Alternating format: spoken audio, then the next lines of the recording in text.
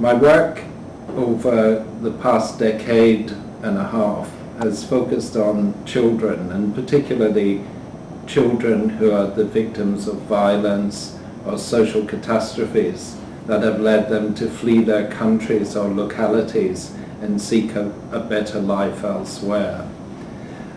Much of my work has focused in recent years on the situation in Europe, and particularly in southern Europe, where tens of thousands of people have tried to make their way across deserts and harsh conditions to North Africa and then cross into Europe seeking sanctuary through claiming asylum. Many of these people have perished at sea, as some have been washed up on the shores of Spain and Greece and Italy. Some have made it to islands such as Malta, where I've been visiting in recent years. Many of these people are young, they're teenagers. Many are from the Horn of Africa. Their aspirations are twofold. One is to flee persecution, the other is to have a better life elsewhere. When I speak to them, their minds are infused with dreams of a better life, of going to university, maybe writing a book, maybe becoming a soccer player. And when I talk to these children, I find also they experience a great despondency. They're very sad because they're mistrusted. The authorities don't accept their asylum claims in most cases. They reach the shores of Belgium and France and then try to cross to the United Kingdom, where they have dreams of a better life.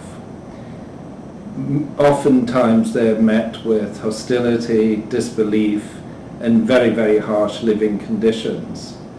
I'm very interested in the global processes that lead these children to travel long distances in search of a better life.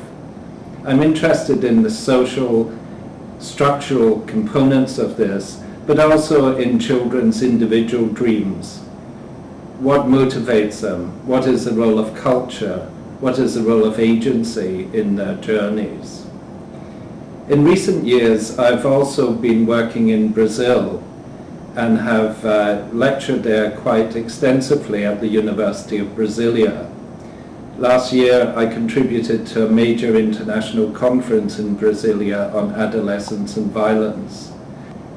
This summer, I'm going to Brazil to conduct a series of lectures at the University of Brasilia and the Catholic University of Brasilia. And in those lectures, I'll be exploring the cultural, social, and economic impacts that have the consequence of children fleeing their countries and seeking a better life elsewhere. In my work at Rutgers University on the Camden campus, I'm engaged with a number of scholars who are working in an interdisciplinary way, focusing on childhood. These scholars contribute leading academic papers and books on the history of childhood, on children's literature, on children in migration, on early childhood, on psychology of childhood, and so on. What we have is that there a creative focus within the First Childhood Studies department in the US, which brings students from across the world. Currently, we have 28 PhD students working on aspects of this new interdisciplinary area. In order to consolidate the work I'm doing, both at Rutgers and internationally, I'm currently planning to organize a conference to take place in the spring of 2013 on the theme of childhood and migration. The conference will be interdisciplinary. It will include scholars from literature, history, social sciences, anthropology, and a whole range of disciplines. It will be organized in terms of specific themes affecting children, but also have regional foci, so that there'll be panels on Latin America, on Sub-Saharan Africa, and so on. The vision is that the particular situations of migrant children in different parts of the world can be seen from a global perspective, and policy initiatives and good practice in different parts of the world can be brought to bear internationally on other parts of the world. We'll be looking at best solutions as well as problems, looking at practical measures and developments internationally that can actually mitigate some of the suffering experienced by these children.